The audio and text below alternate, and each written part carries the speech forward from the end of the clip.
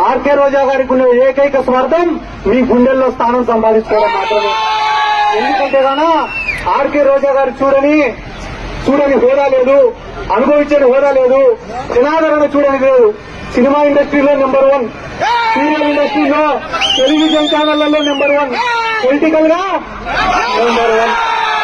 స్వశక్తితో వస్తే, కష్టపడి పనిచేస్తే, నిరంతరం ప్రజల్లో ఉంటే, ప్రజల సమస్యలపైన పోరాడితే ఏ స్థాయికి ఎదగచ్చలేదానికి ఆర్కే రోజా గారి జీవితమే ఒక ఉదాహరణని కూడా ఈ సందర్భంగా నేను తెలియజేసుకుంటూ, ఆర్కే రోజా గారిని 3వ సారి గెలిపించుకోవడానికి మీరు సిద్ధమా?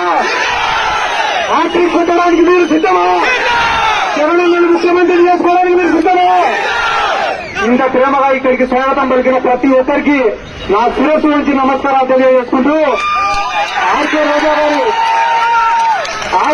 గారి విజయోత్సవ ర్యాలీలో పాల్గొనడానికి ఖచ్చితంగా నగరికి వస్తాయని చెప్పి ఈ సందర్భంగా తెలియజేస్తున్నాను.